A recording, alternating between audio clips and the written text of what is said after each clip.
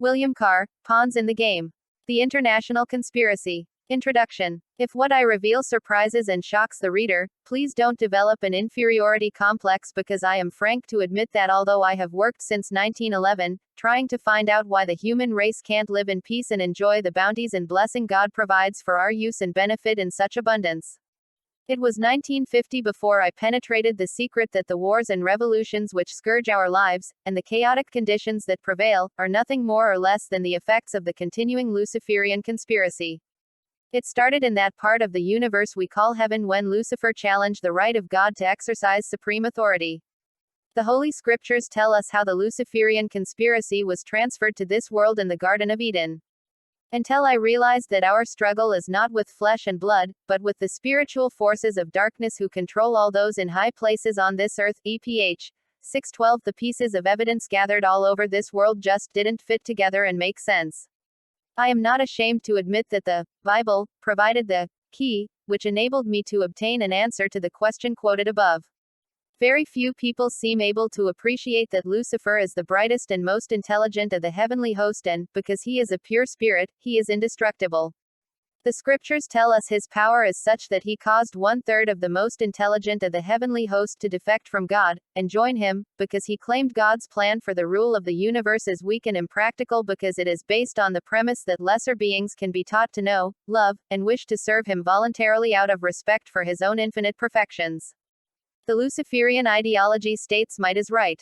It claims beings of proven superior intelligence have the right to rule those less gifted because the masses don't know what is best for them. The Luciferian ideology is what we call totalitarianism today. The Old Testament is simply the history of how Satan became prince of the world, and caused our first parents to defect from God. It relates how the synagogue of Satan was established on this earth. It tells how it has worked since to prevent God's plan for the rule of the universe being established on this earth. Christ came to earth when the conspiracy reached the stage that, to use his own words, Satan controlled all those in high places.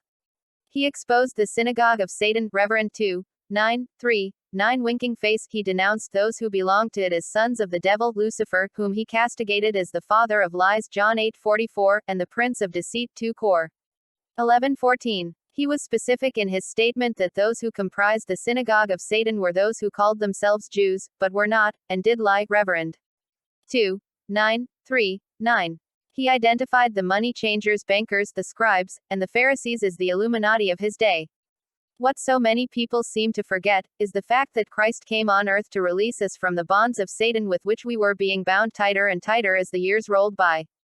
Christ gave us the solution to our problem when he told us we must go forth and teach the truth regarding this conspiracy, John 8:31-59 winking face, to all people of all nations. He promised that if we did this, knowledge of the truth would set us free. Matt 28:19 winking face. The Luciferian conspiracy has developed until it is in its semi-final stage. Matt 24:15-34 winking face, simply because we have failed to put the mandate Christ gave us into effect. In 1784, an act of God placed the Bavarian government in possession of evidence which proved the existence of the continuing Luciferian conspiracy. Adam Weishaupt, a Jesuit-trained professor of canon law, defected from Christianity, and embraced the Luciferian ideology while teaching in Ingolstadt University.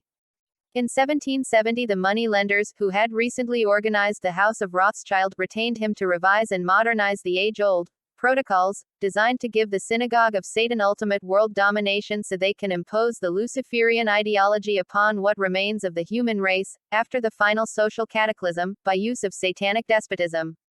Weishaupt completed his task May 1, 1776. The plan required the destruction of all existing governments and religions. This objective was to be reached by dividing the masses, whom he termed goyim, meaning human cattle, into opposing camps in ever-increasing numbers on political, racial, social, economic and other issues. The opposing sides were then to be armed, and an incident provided which would cause them to fight and weaken themselves as they destroyed national governments and religious institutions. In 1776, Weishaupt organized the Illuminati to put the plot into execution. The word Illuminati is derived from Lucifer, and means, holders of the light. Using the lie that his objective was to bring about a one-world government to enable men with proven mental ability to govern the world, he recruited about 2,000 followers. These included the most intelligent men in the field of arts and letters, education, the sciences, finance and industry. He then established lodges of the Grand Orient to be their secret headquarters. Weishaupt's revised plan required his Illuminati to do the following things to help them accomplish their purpose. 1. Use monetary and sex bribery to obtain control of people already occupying positions in high places in the various levels of all governments and other fields of human endeavor. Once an influential person had fallen for the lies, deceits, and temptations of the Illuminati, they were to be held in bondage by application of political and other forms of blackmail and threats of financial ruin, public exposure, and physical harm and even death to themselves and their loved ones. 2. Illuminati on the faculties of colleges and universities were to recommend students possessing exceptional mental ability belonging to well-bred families with international leanings for special training in internationalism. This training was to be provided by granting scholarships to those selected. They were to be educated, indoctrinated, into accepting the idea that only a one-world government can put an end to recurring wars and tribulations. They were to be at first persuaded and then convinced that men of special ability and brains had the right to rule those less gifted, because the goyim masses of the people don't know what is best for them physically, mentally and spiritually. Today 3 such special schools are located in Gordonston in Scotland, Salem in Germany, and Anavrita in Greece. Prince Philip, the husband of Queen Elizabeth of England, was educated at Gordonston at the instigation of Lord Louis Mountbatten, his uncle, who became Britain's admiral of the fleet after World War II ended.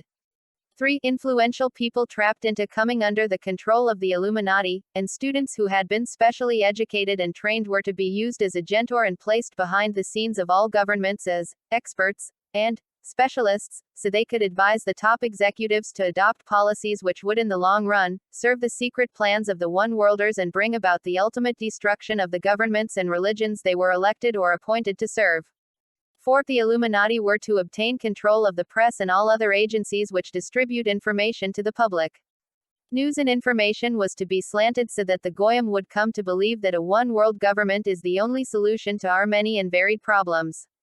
Because Britain and France were the 2 greatest powers at the end of the 18th century, Weishaupt ordered the Illuminati to foment the colonial wars to weaken the British Empire and organize the Great Revolution to weaken the French Empire.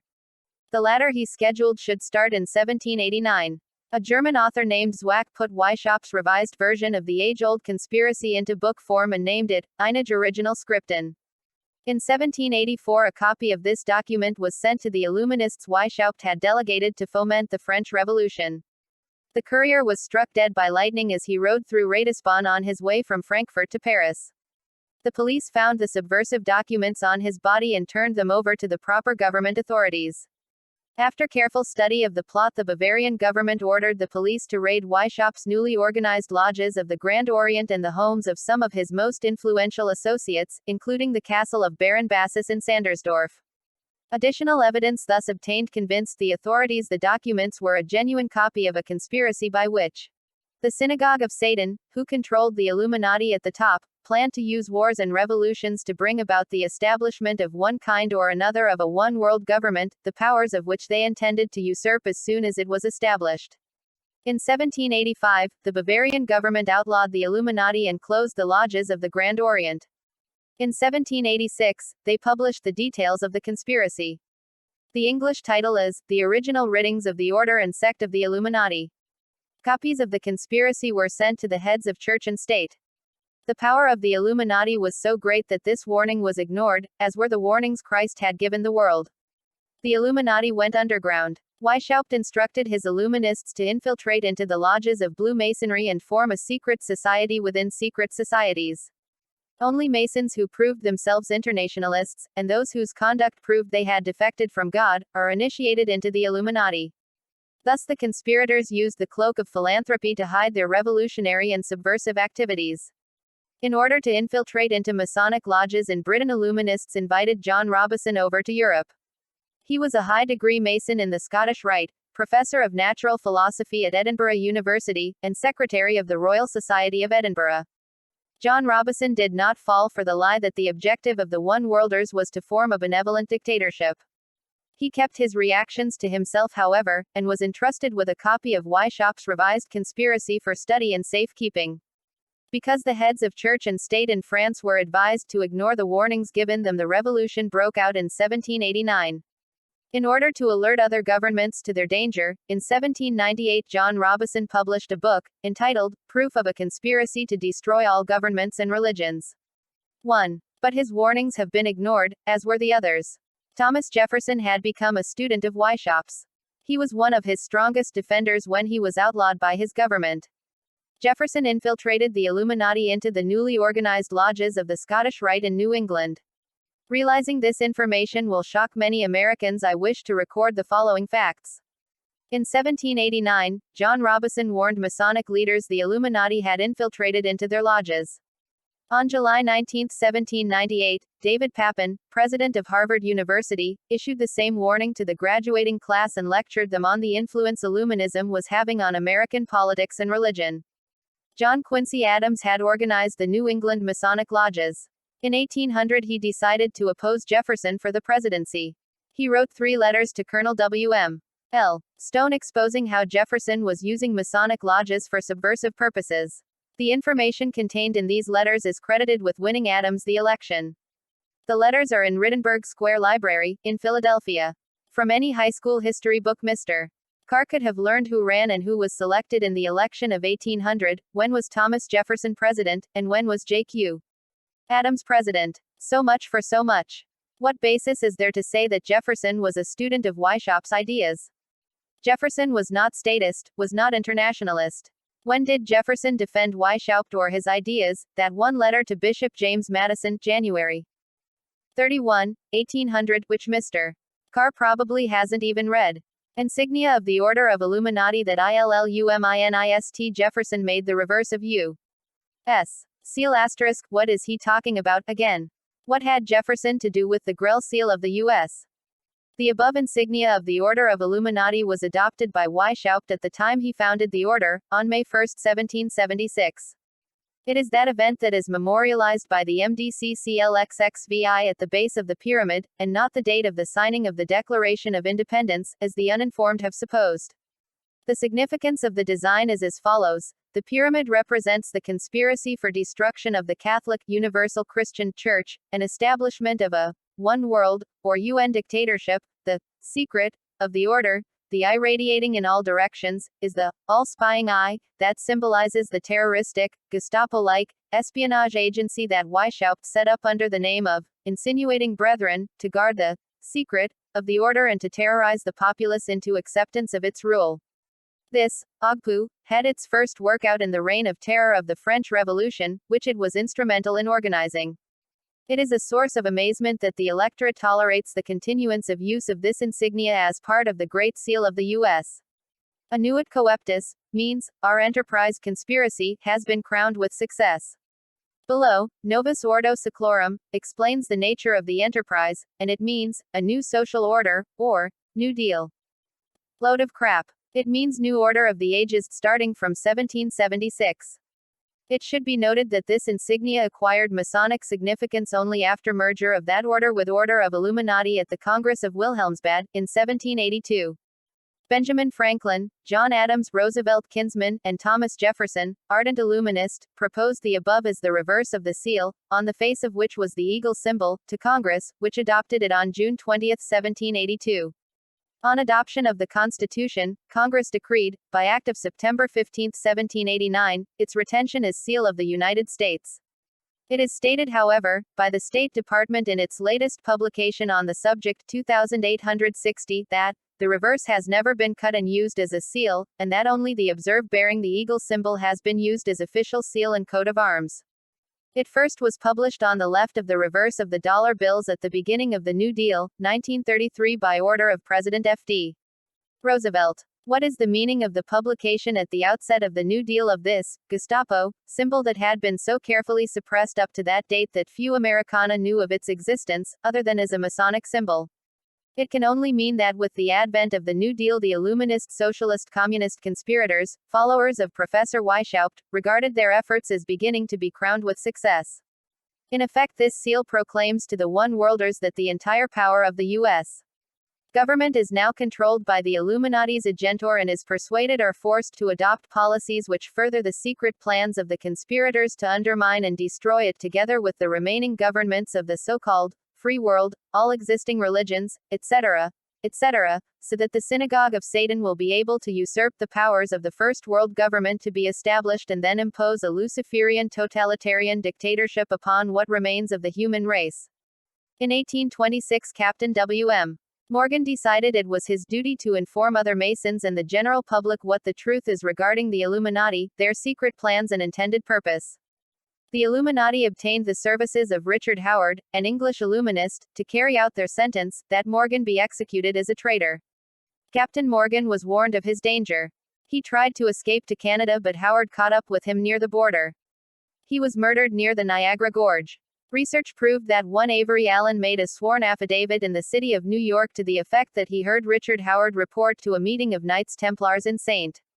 John's Hall, New York, how he had executed Morgan. He told how arrangements had then been made to ship Howard back to England. Very few people today know that general disapproval and disgust over this incident caused nearly 40% of Masons belonging to the northern jurisdiction of the United States to secede. I have copies of minutes of a meeting held to discuss this particular matter.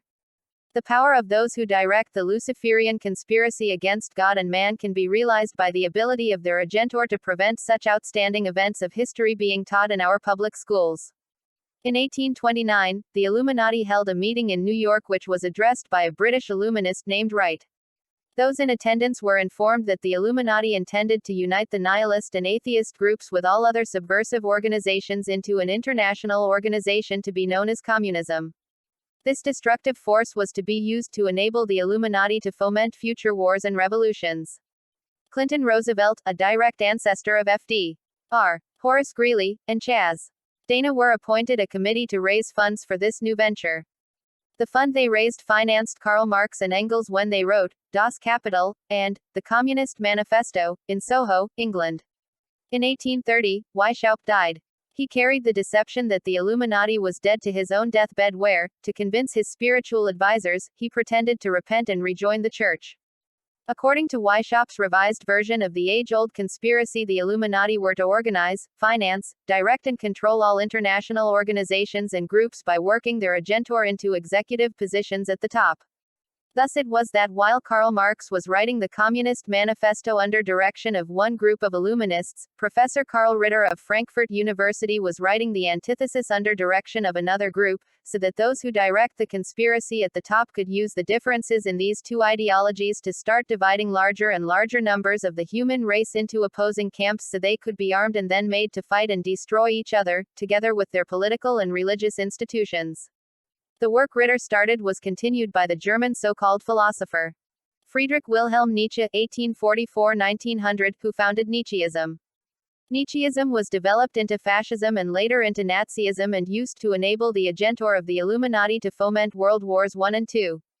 In 1834, the Italian revolutionary leader Giuseppe Mazzini was selected by the Illuminati to be director of their revolutionary program throughout the world. He held this post until he died in 1872. In 1840, General Albert Pike was brought under the influence of Mazzini because he became a disgruntled officer when President Jefferson Davis disbanded his auxiliary Indian troops on the grounds they had committed atrocities under the cloak of legitimate warfare. Pike accepted the idea of a one-world government and ultimately became head of the Luciferian priesthood. Between 1859 and 1871, he worked out the details of a military blueprint for 3 world wars and 3 major revolutions which he considered would further the conspiracy to its final stage during the 20th century.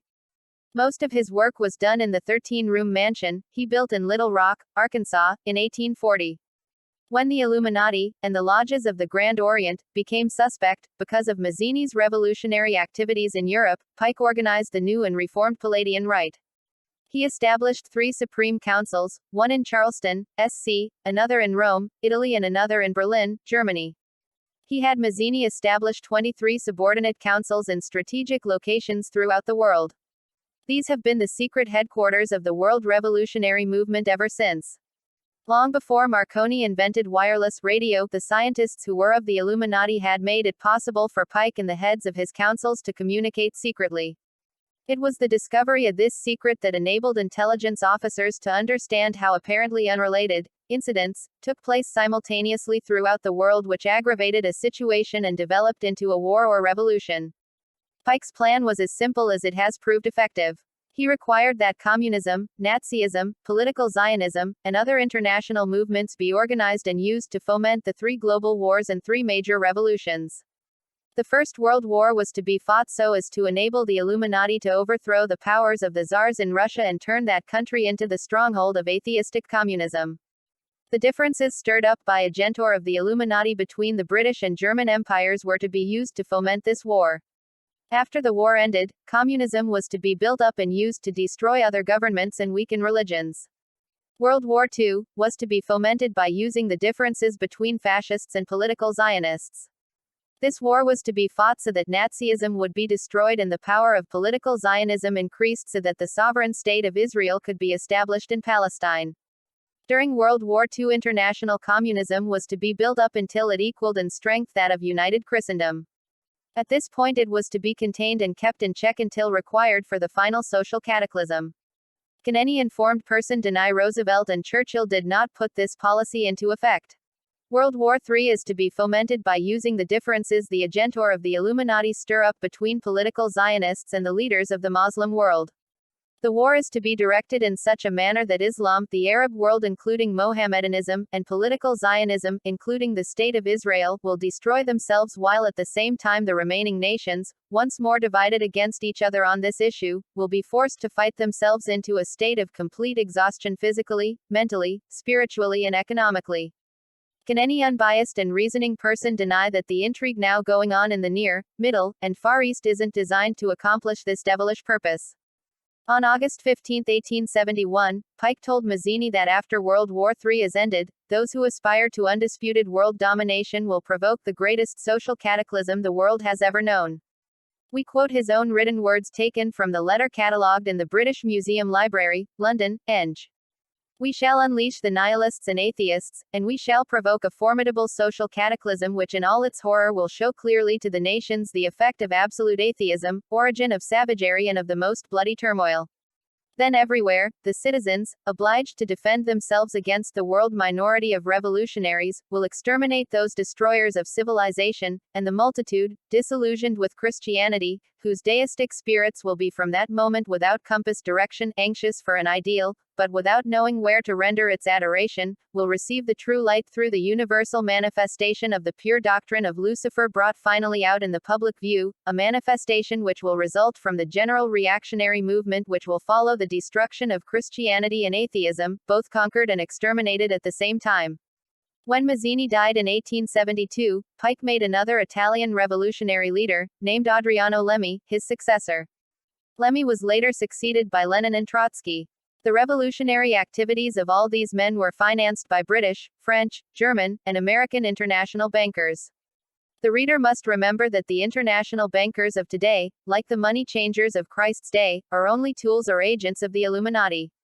While the general public has been led to believe that communism is a movement of the workers' Soviets to destroy capitalism, pawns in the game and the red fog over America prove that both British and American intelligence officers obtained authentic documentary evidence which proved that internationalist capitalists operating through their international banking houses had financed both sides in every war and revolution fought since 1776.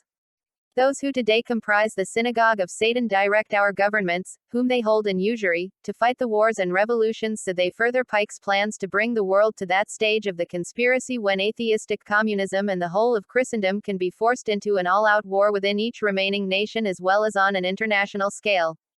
There is plenty of documentary evidence to prove that Pike, like Weishaupt, was head of the Luciferian priesthood in his day.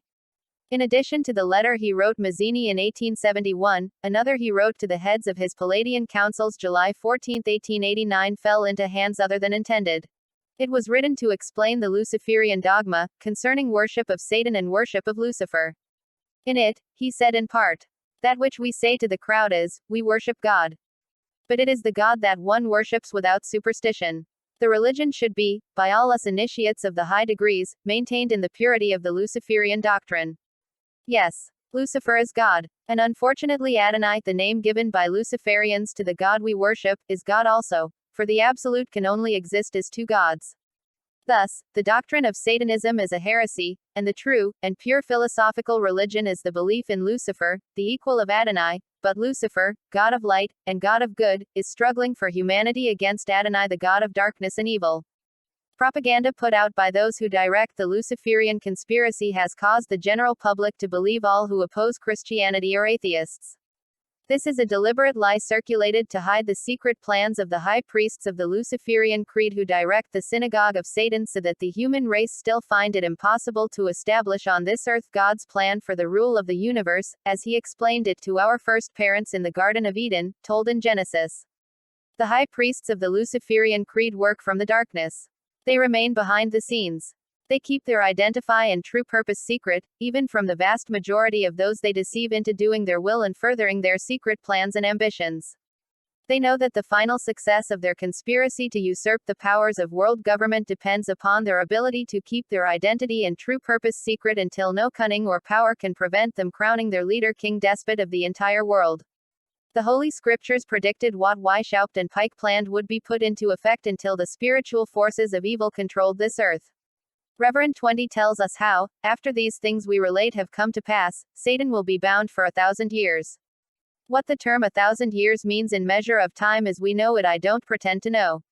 As far as I am concerned, study of the Luciferian conspiracy, in the light of knowledge contained in the Holy Scriptures, has convinced me that the binding of Satan and the containment of satanic forces upon this earth can be brought about more speedily if the whole truth concerning the existence of the continuing Luciferian conspiracy is made known as quickly as possible to all the people of all remaining nations.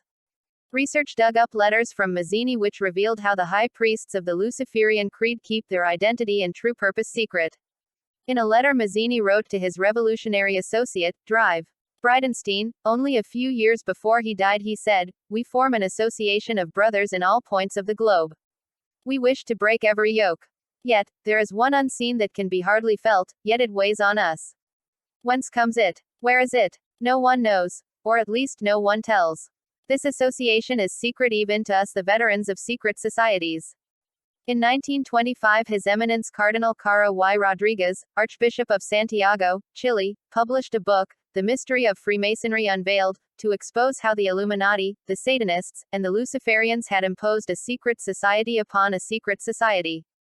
He produces a great deal of documentary evidence to prove that not even 32nd and 33rd degree Masons know what goes on in the lodges of the Grand Orient and Pike's New and Reformed Palladian Rite and the affiliated lodges of adoption in which female members of the conspiracy are initiated.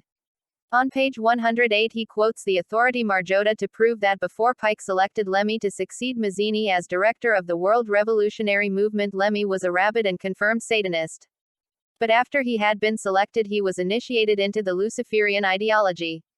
The fact that the high priests of the Luciferian creed on this earth introduced the worship of Satan in the lower degrees of both Grand Orient lodges and the councils of the Palladian Rite and then initiated selected individuals to the full secret that Lucifer is God the equal of Adonai, has puzzled many historians and research workers. The Holy Scriptures mention Lucifer only a few times, Isa 14, Luke 10:18, Reverend 9, 1-11. The Luciferian doctrine however states definitely that Lucifer led the heavenly revolt, that Satan is the oldest son of God, Adonai, and the brother of Saint Michael who defeated the Luciferian conspiracy in heaven. The Luciferian teachings also claim that Michael came on earth in the person of Jesus Christ to try to repeat what he had done in heaven, and failed. Because Lucifer, Satan, the devil, call him what you may, is the father of lies, it would appear that those spiritual forces of darkness deceive as many as possible so-called intellectuals into doing their will here as they did in heaven. Without getting into controversy, it should be easy for the average Christian to realize that there are two supernatural powers. One we refer to as God, to whom the Scriptures give many names, and the other, the devil, who also seems to have many names. The important thing to remember is that according to Revelations there is to be a final judgment. Satan will break or be released from the bonds with which he is bound for 1,000 years. He will again create chaos on this earth. Then Christ will intervene on behalf of the elect and God will divide the sheep from the goats. We are told that those who defect from God will be ruled in utter chaos and confusion by Lucifer, Satan, or the devil, for all eternity and will hate their ruler, themselves, and each other because they will realize they were deceived into defecting from God and losing His love and friendship forever. Once a person reads Pawns in the Game and the Red Fog over America, it will be easy to realize that the struggle going on is not of a worldly or temporal nature. It originated in that part of the universe we designate the celestial world. Its purpose is to win the souls of men away from God Almighty. Learned theologians have stated that Lucifer, Satan, or called the head of the forces of evil simply, the devil, knows he did wrong and knows that he was wrong. He is a pure spirit and therefore indestructible. Knowing he is wrong, he still is determined to drag as many souls as possible into hell with him to share his misery. This being a fact, our duty is clear. We have to make known the truth in this regard to as many others as quickly as possible so they can avoid the snares and pitfalls set by those who serve the devil's purpose and penetrate the lies and deceits of those who wander about the world seeking the ruin of souls. Wars and revolutions give the devil his greatest harvests of human souls, because so many are called and so few are chosen. Matt 20:16, 22:14. We so often hear what is going on in the world today referred to as a war for the minds of men. That is only a half-truth and is worse than a whole lie. Weishaupt's plot requires 1. Abolition of all ordered national governments. 2. Abolition of inheritance. 3. Abolition of private property. 4. Abolition of patriotism. 5. Abolition of the individual home and family life as the cell from which all civilizations have stemmed. 6. Abolition of all religions established and existing so that the Luciferian ideology of totalitarianism may be imposed on mankind. To which one of these points did Thomas Jefferson subscribe? The headquarters of the conspiracy in the late 1700s was in Frankfurt, Germany, where the House of Rothschild had been established and linked together other international financiers who had literally sold their souls to the devil. After the Bavarian government's exposure in 1786, the high priests of the Luciferian creed established their headquarters in Switzerland. Since World War II, the headquarters have been in the Harold Pratt Building, New York. The Rockefellers have replaced the Rothschilds as far as the manipulation of finances is concerned. In the final phase of the conspiracy, the government will consist of the king despot, the synagogue of Satan, and a few millionaires, economists, and scientists who have proved their devotion to the Luciferian cause. All others are to be integrated into a vast conglomeration of mongrelized humanity, by artificial insemination practiced on an international scale. On pages 49 to 51, The Impact of Science on Society, Bertrand Russell says that ultimately less than 30% of the female population and 5% of the male population will be used for breeding purposes. Reproduction will be strictly limited to the type and numbers required to fill the needs of the state. Because the rulings of the courts are so much in the public mind today, I will conclude my introduction by quoting from a lecture given to the members of the Grand Orient Lodge of Paris, France, by a top executive of Pike's Palladian Right, at the turn of the present century. He said, "Under our influence, the execution of the laws of the Goyim has been reduced to a minimum. The prestige of the law has been exploded by the liberal interpretations introduced into this sphere. In the most important and fundamental affairs and questions, judges decide as we dictate to them, see matters in the light wherewith we unfold them for the administration of the Goyim, of course through persons who are our tools, though we do not appear to have anything in common with them. Even senators and the higher administration accept our counsel." This should explain the Little Rock incident, which took place a half-century later. Can any thinking person deny that the conspiracy as revised by Weishaupt in the latter 1700s, and the plans drawn up by Pike in the latter 1800s, haven't matured exactly as intended? The empires of Russia and Germany have been destroyed. Those of Britain and France reduced to third-class powers. The crowned heads have fallen like overripe fruit. The world's population has twice been divided into opposing camps as the result of propaganda put out by the Illuminati. 2 world wars have seen Christians kill each other off efficiently by the tens of millions without any person engaged having the slightest personal animosity towards the other. 2 of the major revolutions, those of Russia and China, are accomplished facts. Communism has been built up until it is equal in strength to the whole of Christendom. Intrigue now going on in the East and Middle East is fomenting World War III. After that, unless stopped right now by sheer weight of informed public opinion, will come the final social cataclysm, then absolute physical, mental, and spiritual slavery will follow. Can any informed person deny that communism is being tolerated in the remaining so-called free countries? the British Special Branch of Intelligence, the Canadian RCMP, and the U.S. FBI could arrest every communist leaders within 24 hours of the order being given, but they are not allowed to act. Why? The answer is simple. Communism is being contained on the national and international levels of government on the advice of the Illuminati's agentur, who give a great many utterly unconvincing excuses for the present policy of Britain, Canada, and the United States towards national and international communism. If the FBI or the RCMP act, then the judges of the Supreme Courts of both countries find reason in law why those arrested should be set free. Such action would be utterly ridiculous if communism wasn't being contained for use in the final social cataclysm. Is it not time Christians woke up to the realization of their danger? Is it not time parents refused to allow their children to be used as cannon fodder to serve the Luciferian cause? Is it not time we became doers of the Word of God instead of hearers only? The Federation of Christian Laymen, of which I have the honor to be president, has made available all the knowledge obtained to date dealing with the various aspects of the conspiracy. We have published Pawns in the Game and Red Fog Over America in book form, and other pamphlets. We keep those who have read our books up to date concerning the progress of the conspiracy by publishing a monthly newsletter, entitled News Behind the News. Our predictions of forthcoming events are based on our knowledge of the continuing conspiracy. They have come true to such an amazing extent that we have aroused the interest of thinking people throughout the world. We invite you to join us. Make yourselves fully acquainted with the various aspects of the conspiracy, then pass that knowledge on to others. Do this and the power of informed public opinion will become the greatest power on earth. I urge you to organize Christian civic leagues or similar groups. Use them as study groups. Use them to elect men who are loyal citizens. But before you select a candidate for public office, make sure he is fully informed regarding all aspects of the international conspiracy on the municipal, state, and federal levels of government. All one-worlders won't serve the synagogue of Satan, knowingly. It is our duty to make them acquainted with the truth. Christian civic leagues should be nonpartisan and non-denominational. Their purpose should be to put God back into politics so we may establish government in accordance with His plan for the rule of the universe as explained to us in the Scriptures and by God's only Son Jesus Christ. Only then will His will be done here as it is in heaven. In my humble opinion, not until this is done will God intervene on our behalf and the words of the Lord's Prayer be accomplished. Signed, William Guy Carr, Clearwater, Florida. October 13, 1958. _1 It was printed in London for T. Medell Jr. and W. Davies, Strand, and W.